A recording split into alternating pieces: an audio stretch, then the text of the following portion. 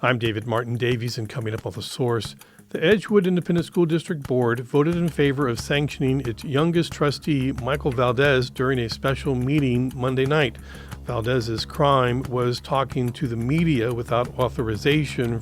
Valdez joins us to discuss his free speech rights and the need for transparency. And later on The Source, Hannah Arendt came of age in Germany as Hitler rose to power before escaping to the U.S. as a Jewish refugee. Arendt's time as a political prisoner, refugee, and survivor in Europe informed her groundbreaking insights into the human condition, the refugee crisis, and totalitarianism. PBS's documentary, Hannah Arendt Facing Tyranny, takes a closer look at one of the most fearless political writers of modern times. Call in at 833-877-8255. That's what's coming up on The Source, but first, this news. Support for the Source podcast comes from UT Health San Antonio, South Texas' largest academic research institution, where what is discovered in its labs translates into life-changing patient care. More at groundbreakingresearch.org. Are you ready to amplify your impact through workplace giving? Many employers match donations, doubling or even tripling your support for TPR's local and global programming. Some employers even match gifts from retirees and spouses, so your contribution can go even further. Check if your company participates today by visiting tpr.org/workplacegiving. Live from the John L. Santico studio in downtown San Antonio, this is The Source from Texas Public Radio. I'm David Martin Davies. In a few minutes, we're going to be talking about the political philosopher Hannah Arendt, about the rise of totalitarianism. But first, Michael Valdez was elected to the Edgewood Independent School District Board in November of 2022, shortly after graduating from Edgewood Fine Arts Academy. At the time of his election, he was 19 years old, making him the youngest trustee in Bexar County.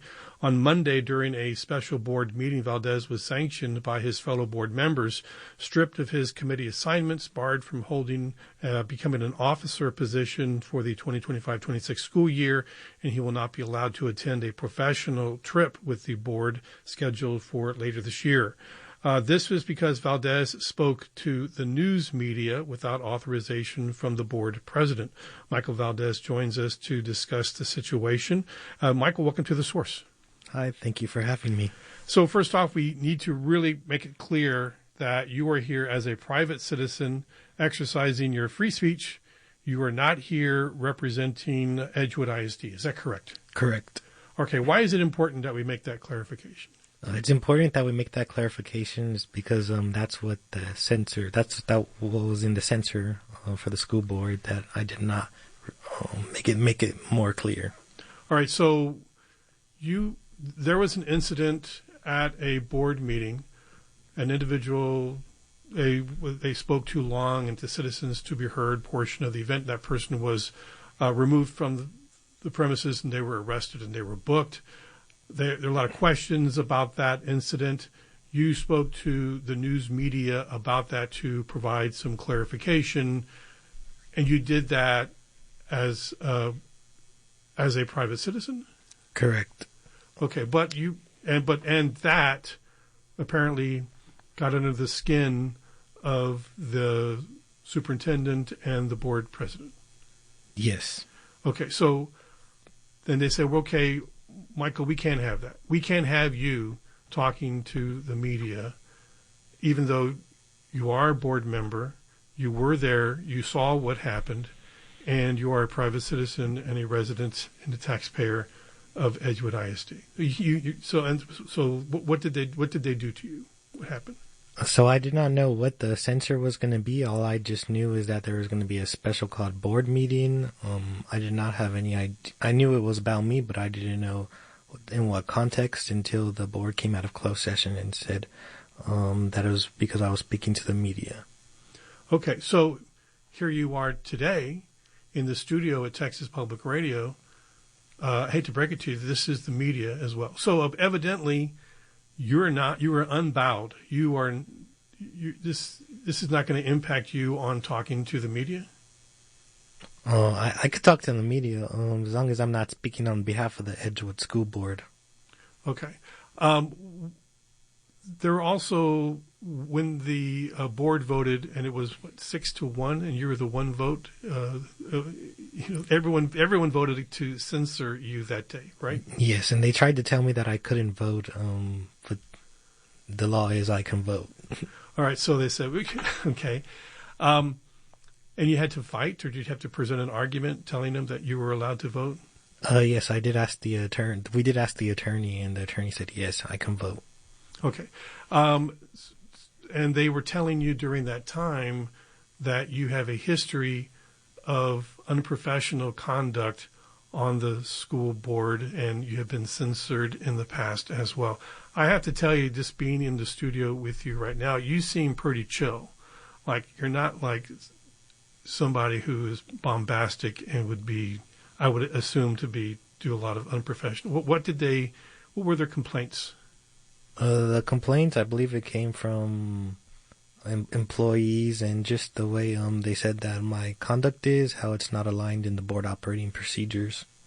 And were those board operating procedures made clear? Did they spell that out for you? It's like you were slouching. What were they saying? It's just the way that they say I present myself in the boardroom as well. They say I'm presenting myself in a hostile environment, but also those board operating procedures. When I got on the board, they weren't touched in like a few years, but then when I got on the board, that's when the board started amending those procedures to be more in the board's favor. So you ran not long after you graduated from Edgewood Fine Arts Academy, and you were elected.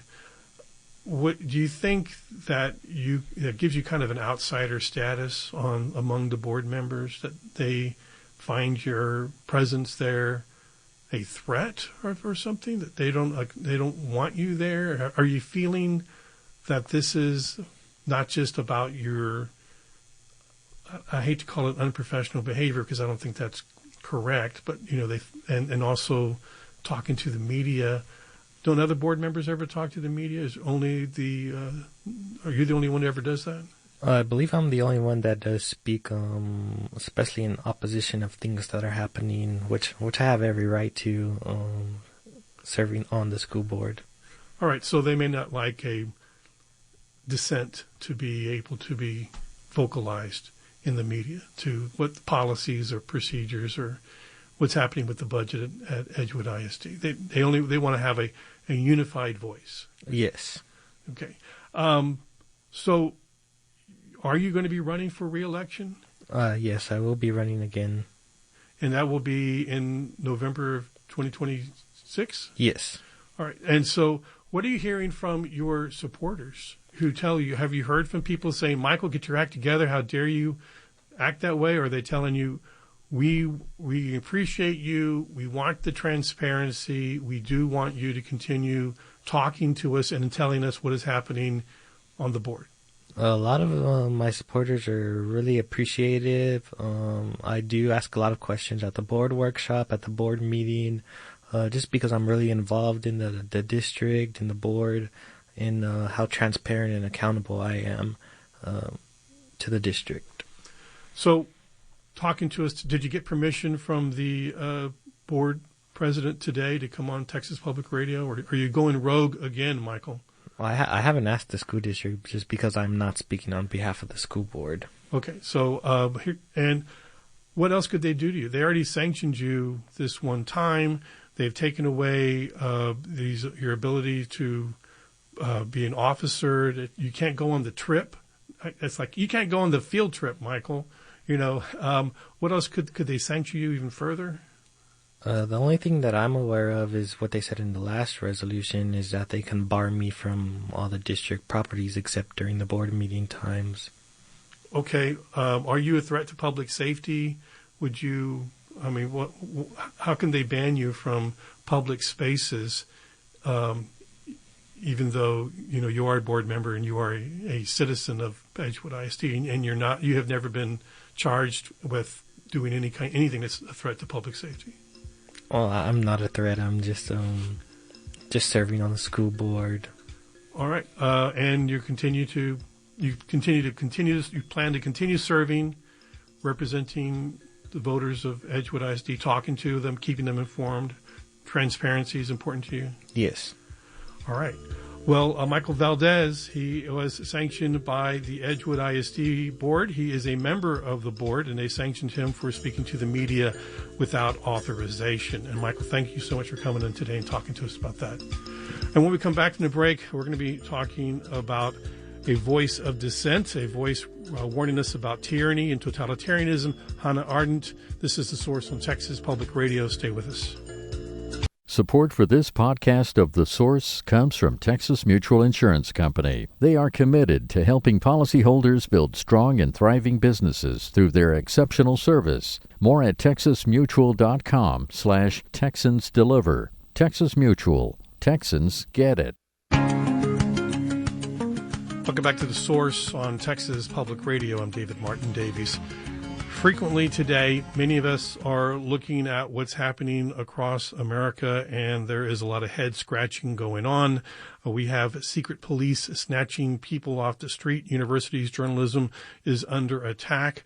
There is the weakening of the judicial branch, extreme gerrymandering. All of this and more makes us wonder, are we seeing some form of tyranny or totalitarianism taking over the nation? Well, it helps to have an understanding of what that has looked like in the past. What have other nations experienced when they became totalitarian regimes?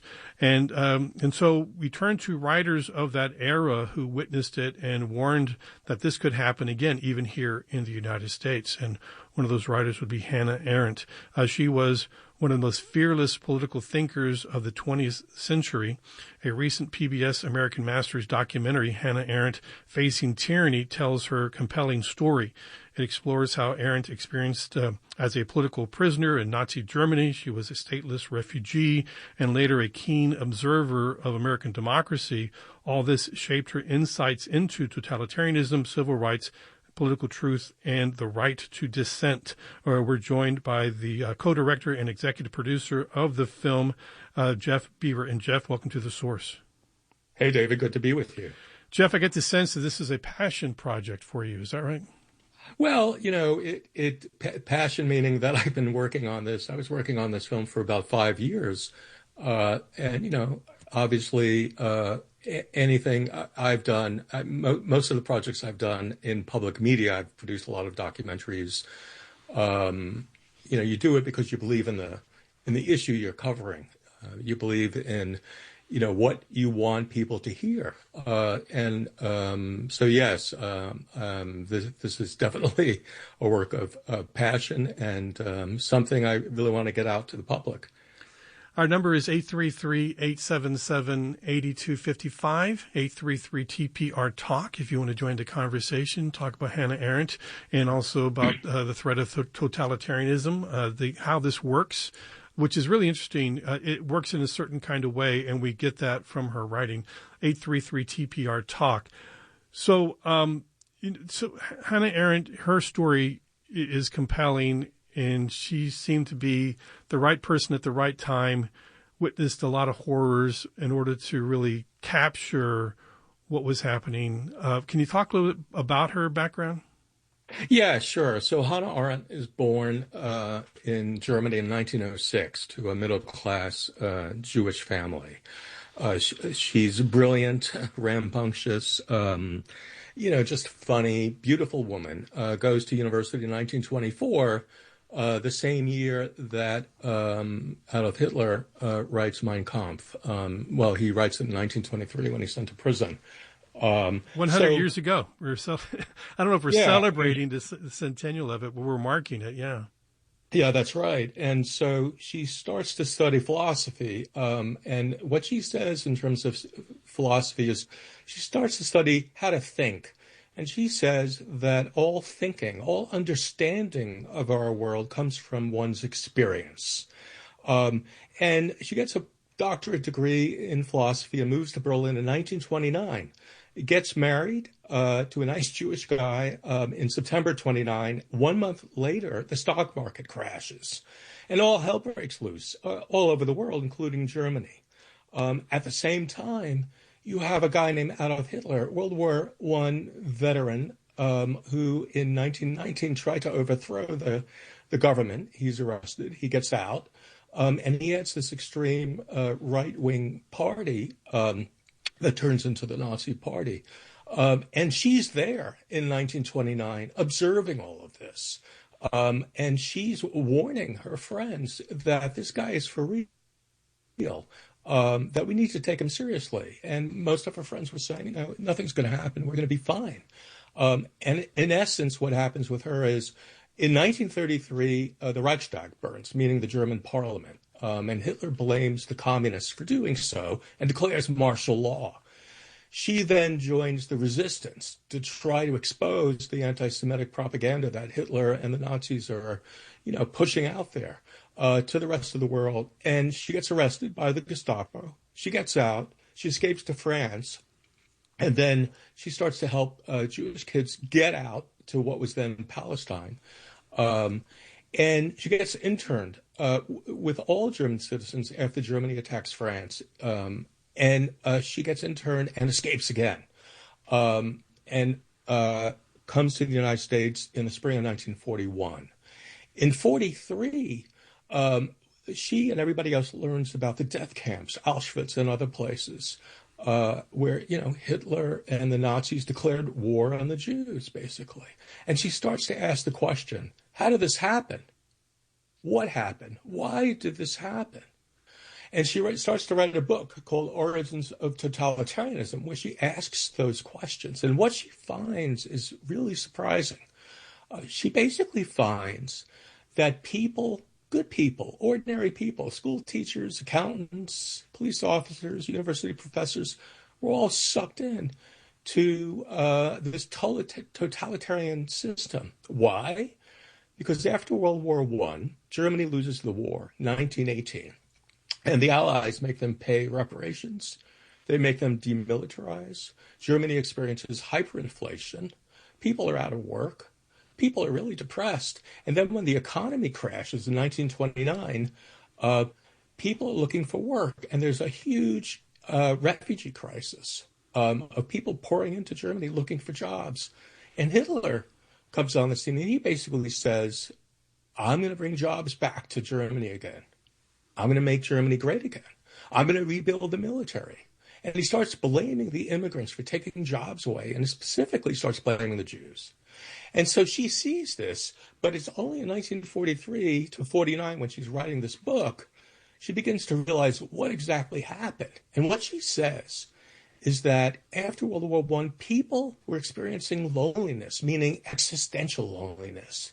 They were feeling disconnected to their way of life, and they were longing for meaning in their life. And Hitler comes on the scene and says, I'm going to give you meaning again. And they subscribe to him, even though they know the guy is lying, but they still subscribe to this totalitarian system. And what she says is everybody was sucked into this system. It creates World War II, it creates the Holocaust. And so in a nutshell, after that book is published, she gets notoriety, she gets teaching positions, and then McCarthyism comes on the scene. And she begins to see what's happening in America. But I'm going to stop there. Mm-hmm. I'm just let you digest what I just said. Yeah. So we have to just make the clarification that as we talk about, people can't help but see some of the similarities between what happened in Germany in the 1920s and 30s and say, well, we're having some issues here in the United States, attacks on the media, attacks on the judicial branch, attacks on, universities. But, it just not everything. And it always hurts to try to compare things to the Nazis because they were so extreme in what they did and the Holocaust. But not all accusations of we're becoming a tyranny, a totalitarianism means we're becoming Nazi Germany. But it does mean we are becoming totalitarianism. Nazi Germany was something completely separate and apart. It doesn't mean that we're going to start, death camps in the United States, but it does mean are we going to have a loss of freedom and certain things that make America America? That's the thing I'm concerned about. Well, first off, I didn't do this film to compare it to the United States. I did the film to show what happened in history. I never show the present day in this film, I keep within history itself. What she says is that there's always been authoritarians in this world. She makes a big distinction between authoritarians, dictators, and a totalitarian state. So she writes that authoritarians want to take over the public sphere, meaning they want to control civil society, cultural centers, universities, governments, the courts, the public infrastructure, right? But then what she says, in a totalitarian state, they want to take over the private sphere. They want to take over how you think. So there's a big difference. I think we need to be very, very careful. I honestly don't think we're in a totalitarian state at all here, but certainly there's a lot of pressures that the federal government is pushing against constitutional norms. They're pushing against things, that we never saw before. Now, the big difference between what's happening here now and what happened then is we still have three branches of government, right? There's the Congress, judicial branch, and the executive branch. Now, some might say that part of the Congress is a bit rolled over to whatever the executive branch wants, but we still have the courts, and we have to pay attention to that. And there's tons of lawsuits out there in which the executive branch is adhering to. So I think we need to be very, very careful. We're definitely, we still have some, we're still the United States, which has three branches of the government. We have all these checks and balances, but we do have these warning signs that it does seem like Hannah Arendt had clocked during her time. Well, that's exactly right. Look, when she comes to the United States in 1950, McCarthyism comes on the scene. And McCarthyism starts to point his fingers at people in the State Department, in government, in Hollywood, accusing people of being communists. And basically, people are being put on the stand in the government and basically saying, if you're a communist, they're kind of canceled, if you will. And she was afraid that people would lose their citizenship. She was afraid that people wouldn't have due process. And then she covers the Pentagon Papers, and it comes out in June of 1971, in which the government was lying about the Vietnam War. But what really scares her is when Watergate breaks, right? And Nixon, commits real crimes. And what she says then, in an interview she gives in 1973, she says, the founding fathers never believed that tyranny would arise in this country. But if it was going to come here, it would come in the executive branch, in the executive that wanted to push for more power against the Constitution. She believed firmly in the Constitution. So yes, there are parallels, similarities, but she writes a lot about the United States because the United States was her. She became a citizen in 1951, an American citizen. She believed firmly in her republic, as she called it. But she was scared. She was scared about elements of totalitarianism creeping into the government. And, so today, we're a bit of in a pivot point. And we have to be very careful, and we have to learn from history and take any lessons away.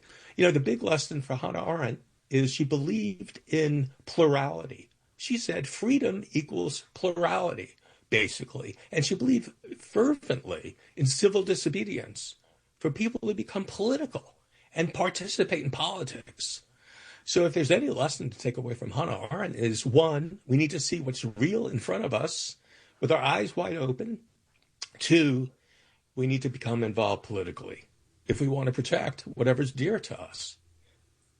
Right. The thing about the truth being under attack, that's something she writes about, and objective truth, and how there can be the rise of subjective truth, and that may, in a totalitarian regime, we'll talk about that when we come back. So the PBS documentary, it premiered nationwide on June 27th as part of the PBS American Masters series. It did have some encore airings, but it is streaming now. It's available via the pbs.org app, and you can find it online to watch. And so it definitely tells the story of Arendt as a fearless political thinker of the 20th century. And we're going to get into more about her experiences, about what she writes about, explores how, she continued to be a voice for dissent and how important that is in a democracy. And you can call in with your questions and comments. The number is 833-877-8255, 833-TPR-TALK. And you can also email us at thesource@tpr.org. The Source continues after a break. We'll be right back. This is The Source on Texas Public Radio. I'm David Martin Davies. We're talking with Jeff Bieber. He's the executive producer and co-director of a recently broadcast PBS American Masters program, Hannah Arendt, Facing Tyranny. And our phone lines are open if you've got a question or comment about this brave, fearless writer, political thinker, journalist, and just a person who really, she just lived life. 833-877-8255, 833-TPR-TALK. So, Jeff, it seems like your documentary goes out of your way to really humanize Arendt and tell her story as with her lived history. Right. As I said a little earlier, she said that all her understanding of the world came from her experience. And what I found was she led a very dramatic life. She was not a perfect individual. She was a bit flawed. I mean, essentially, I found that to pull people into her thinking, her writing, you want to get people involved with her personal story. And I found her personal story to be unbelievably dramatic. Just a couple of things. When she goes to start studying in 1924 at the University of Marburg, her mentor is then Professor Martin Heidegger, who's teaching her how to think. And she ends up having a torrid affair with this guy who's married with 2 kids.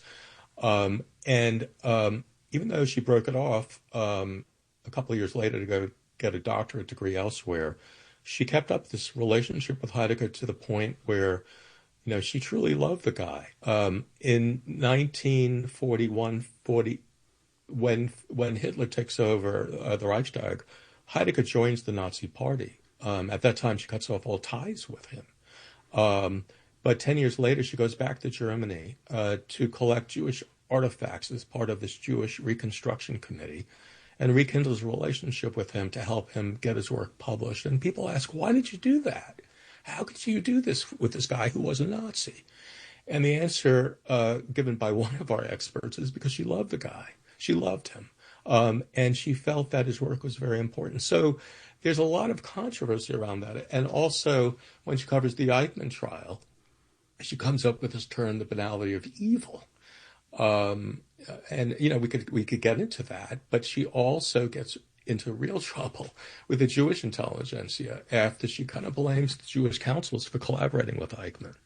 And it's very complicated, but she was a woman who didn't hold back. She fervently believed in telling what she saw was the truth. What can I say? She was an amazing character, not without her flaws, but the only way to really make a film work was through an individual's life story. When she talks about how loneliness is something that creates the fertile ground for totalitarianism to take root, and sorry, I'm coming back to the modern era, but we have been told by the Surgeon General that we have an epidemic of loneliness in the United States.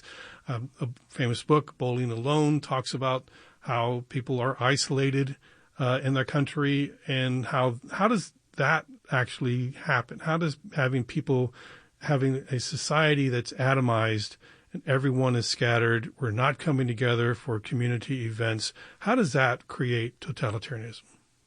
Well, it's really interesting because, she didn't have this theory of loneliness in the very first edition of Origins of Totalitarianism. She only came about that when she went back to Germany in 1949, 1950. And she realized in talking with people and what she observed that there was an ingredient that she called loneliness, or existential loneliness, that contributed to people longing for meaning in their lives. And you have to see what was happening then, but you can look at what's happening now. Now you had after the 2008 market crash, a lot of people went underwater. And during the pandemic, you had people were isolated in their homes. And where are they getting their information from? From the internet, basically. And they're disconnected from their church or their synagogue. They're disconnected from their school or going to work every day. And what she said in Germany was that people were lonely in an existential sense. After World War I, they felt like young people were moving away from, the agrarian society that they had grown up with. They were moving to the cities. That industry was changing very rapidly. People were losing jobs. So they were longing for a life they used to have. And so along comes a strong man, if you will. Well, that's what he called himself. Hitler said he was the stabilizing leader, yeah. Yeah, basically what happens is Arendt writes that along comes an immoral, shameless strong man who harnesses that unrest or that sense of people longing to belong somewhere. And he basically, through propaganda, through that time, the radio, newspaper, lies with slogans and conspiracy theories about the other. And in that case was Jews. And he uses propaganda really, really well to create an alternate reality, if you will, a fantasy. So people subscribe to these fantasies, in essence, to try and hold on to something they believed would get them back to the life they once knew. So loneliness pushes people toward fantasies sometimes when they feel like there's nowhere else to go. And she also talks about homelessness and rootlessness in an existential sense. You have a huge immigration crisis in Germany after World War I, and that never stops throughout the 20th century. And so people who are living in these places saying, why are these people coming in and taking away our jobs? Who are these people? And so that people's lives are changing. The other thing that happens now with, the huge use of technology, AI is changing everything. And back after World War I, you had huge technological changes, an industrial revolution that was really taking root. And so there's a sense of, where do I belong? And that's what she means about existential loneliness. So people are basically free floating. They're not rooted. They're out of their community, and they're basically up for grabs for a shiny new, a dominant truth. That's also part of what Arendt writes about, that there has the movement of a totalitarian has to have this massive singular truth that everyone has to adhere to, which is, that we're in Germany, we're part of a master race and we're going to make Germany great again, that type of thing. Yeah, but also she writes about the intellectuals, people like Martin Heidegger, who subscribed to the Nazi Party, because they were rationalizing what was happening in front of them instead of really seeing what was happening in front of them. They were saying, well, he'll never, it's a lot of talk about, getting rid of the Jews or the Roma, which were gypsies, or any other people who were not part of the Aryan race. A lot of talk. So they were rationalizing things until it got really bad, or until some of these people got sent to concentration camps. So she really also said everybody was sucked into this. There's a really good book written about this battalion in Hamburg, I think, in Germany, during World War II, in which this guy documents the soldiers who, before they were drafted, were part of the community. They were accountants, teachers, whatever. They are drafted into this mobile killing squads, basically, to kill Jews in 1941. And they kill thousands and thousands of men, women, and children. And then they go back to their ordinary lives. And what she talks about in the Eichmann trial, what she discovers was that ordinary people who were not necessarily, quote unquote, bad people, were sucked into this totalitarian system because they weren't thinking about what they were doing. They were just obeying orders. They were just doing their jobs. They were just basically following what the government told them to do. And that's what she complained about as the banality of evil, that evil can be permeated by many, many people in a system of killing other people. And so that's the danger she saw in the 20th and, in the future, which is the 21st century. So it just takes people to stand by and do nothing, or just follow their orders and not question, particularly when there is now a new incentive structure that rewards people who do that and punishes people who do stand up and say, I can't do this. This is evil and I'm not going to go along with it. Then you end up the one on the wrong end of the executioner rifle. Right, that's right. But she also said that what she saw in this new evil were, like Eichmann, she said, failed to think about what he was doing. He failed to see the fact that even though he was in charge of transporting people from ghettos to concentration camps to extermination camps, he was basically in charge of transporting people to their deaths. But he said, I was just in charge of transportation. I never killed anybody. So the point is, she also talks about how when bureaucrats, basically are doing their jobs, but it's like pushing the button to kill a lot of people. She said that's evil. It's like a fungus that grows among us, normal people. Yeah, the comparison to fungus was really interesting, and how they talked about that in the writings. That really, and how it spreads, and how once it takes hold, it's very difficult to remove it. And right. And so we're going to talk more about how the impact this has on democracy, freedom, responsibility. It seems like this is what people can look to in order maybe to counter the rise of totalitarianism. Let's take a break here. Our phone lines are open. The number is 833-877-8255, 833-TPR-TALK. We're speaking about Hannah Arendt and about the documentary that aired on PBS recently, but it's available for streaming online. This is The Source on Texas Public Radio. We'll be right back. Welcome back to The Source on Texas Public Radio. With us is Jeff Beaver. He is the executive producer and co-director of a PBS American Masters program documentary that aired recently, Hannah Arendt, Facing Tyranny. If you have a question or a comment, call in 833-877-8255. So how popular is Hannah Arendt these days? Is she still being taught, or do people still buy her books and read them?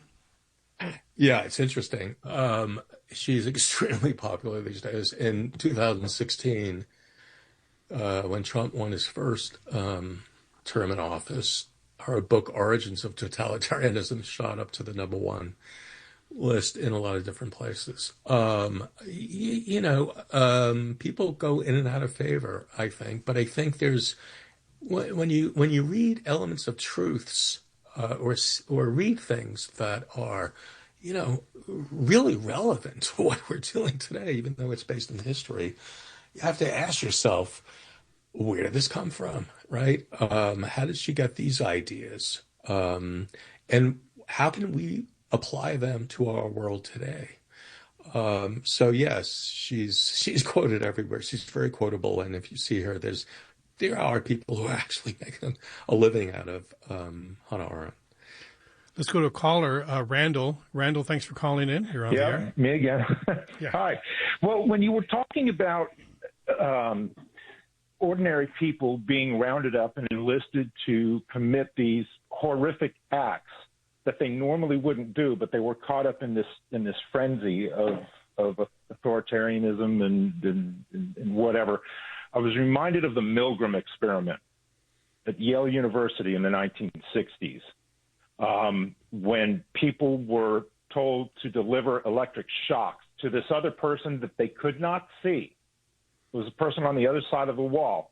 They would ask the person on the other side of the wall questions, and if they got a question wrong, they would deliver an electric shock. And the electric shocks started out very, very low voltage, but they kept, with each wrong answer, the voltage of the shock went up, and it approached, fatal levels. And there was a guy with a white coat telling the person to administer the shock. Yes. The experiment must continue. Yes. Yes. So that's what I was reminded of. I just wanted to bring that up. And, Okay. If it's just the same kind of thing going on here almost. Well, Randall, thank you for the call. So it brings up the point, I'm a child of the 60s, and there was always a lot of talk about how did Nazi Germany come about? How did Hitler rise? How did this happen? And could it happen in the United States? And we all thought, well, it couldn't, but, now we know better. But, there was a lot of fascination about human nature, but Hannah Arendt writes about human condition, which is different than human nature. Yeah, I mean, just getting back to that other gentleman's point, the book I was referring to is called Ordinary Men, Reserve Police Battalion 101 and the Final Solution by Christopher Browning. Yeah, I mean, Hannah Arendt writes about the human condition. The human condition is one of her biggest books. She writes in 1958. And she writes about kind of three spheres of, you have the private sphere, your own in your home, the public sphere where you're politically active, and the social sphere where, you could form a club, and it could be an exclusive club where you don't need people to come. You don't need to admit people to that club. But she basically talked about how in authoritarian regimes, like I was telling before, authoritarian regimes feel the need to take over all of civil society. And you see that happening in Hungary. You see that happening in Venezuela. You see that happening in a lot of different countries. And you're seeing some of that happening here with the push and pull of the Trump administration against universities, against law firms, against the Smithsonian or museums, cultural institutions. Kennedy Center. The Kennedy Center, which I know really well. I live in the Maryland, Washington, D.C. area. And, what is it all about, basically? And what it's about is to, really put a certain kind of imprint on what is right and what is wrong, right? What's true, what's false, right? What is American history, what's not American history? And liberal democracies have always thrived on what Arendt talks about, which is plurality, meaning that we need to respect difference. We need to respect one of these words in DEI called diversity, even with good people and bad people, because that's what makes up a society that's free. But when you become kind of homogenized, when the strong man takes over and dictates what is right, what is wrong, what is true history, what is wrong history, that's when societies start to go downhill. And that's when we lose our freedom, basically. So she writes about the human experience the last 2,000 years. But ultimately, at the end of the book, she talks about plurality is a key to freedom. And that was very, very important to her. And I think it should be very important to us, too. Let's go to caller Juan. Juan, you're on the air. Go ahead. Yes, sir. As a historian, I've read some of the books dealing with concentration camp activity in World War II in Germany. Some of the violence things that were perpetrated were horrendous. You can't imagine a human being doing those things to another human being, but it was very well documented. My concern is in today's society where ICE has, in effect, been given unlimited power to detain anyone, whether you're Hispanic or not. But I mean, like they say in South Park, if you're brown, you're going down. I mean, it's one group, but it's more than one group. And my concern is the fact that the violence is already starting through ICE against U.S. citizens, against immigrants, against whoever it is that they perceive to be, I don't know. I don't know what the perception is of these ICE personnel regarding how they treat individuals. I mean, some of it is right. pretty horrendous. If you've seen some of those items that have come out on TikTok and Facebook and other places. All right. So Juan, thank you for the call. Appreciate that. So we're seeing these operations happening in the streets. We have these nameless, badgeless, faceless operatives saying they're working with the federal government, and they're scooping people off the street, and they are being disappeared. Is that a warning sign, Jeff? Well, Hannah Arendt writes about being a refugee and being a stateless person. In 1935, Germany passes the Nuremberg laws that essentially where all German Jews are no longer German citizens. So for 18 years, Hannah Arendt and many other thousands of other people did not have citizenship. And what she found was stateless people are dependent on the state to provide rights. And without being a member of the state, they have no rights. So the apprehension of students from other countries without due process, the disappearing to out-of-state prisons or to other countries or to vans. It's very familiar. It's, after the Reichstag fire, and again, I want to be very careful that we're kind of comparing history of what happened in one place to what's happening now. People do have due process. That's the big, I mean, in the sense that people have been arrested without being read their rights or anything like that.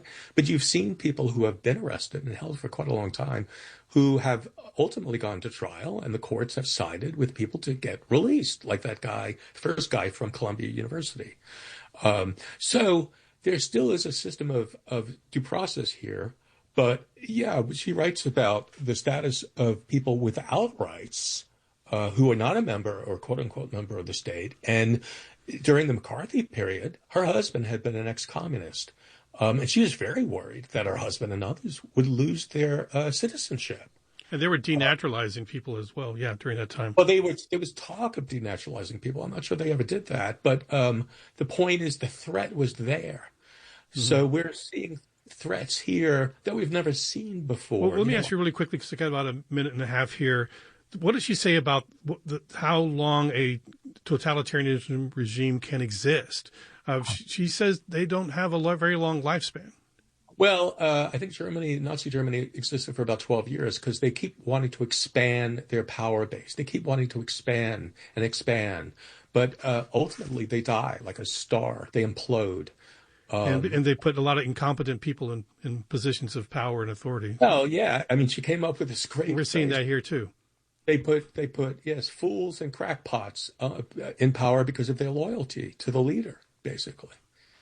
So, I mean, looking for the little grain of hope here is that these totalitarian regimes tend to burn out.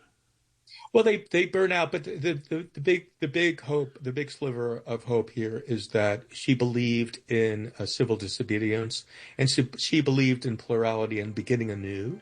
She believed that people have the power for change, but they have to put it to use. They have to become politically active, and we've seen that time and time again here in this country during the 60s and early 70s, and we've seen it in other countries. So. We're still a democracy, but we have to fight to keep it. To keep it. Jeff Bieber, great words. Appreciate you coming on board today and talking to us. He was the executive producer, co-director of Hannah Arendt, Facing Tyranny. You can view it online at the pbs.org and on their app. Thank you so much, Jeff. Thank you very much. That's The Source on Texas Public Radio. I'm David Martin Davies. Thanks for listening.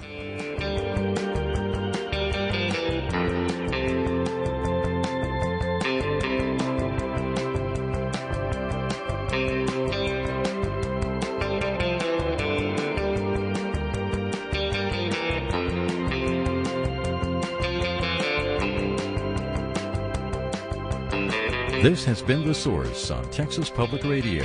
The Source is hosted by David Martin Davies. Tim Gutierrez is the show's producer. Additional production support from Steve Short, Ruben Garcia, Yvette Benavides, and Dan Katz, Vice President of News. The Source is made possible with support from the Gladys and Ralph Lazarus Foundation.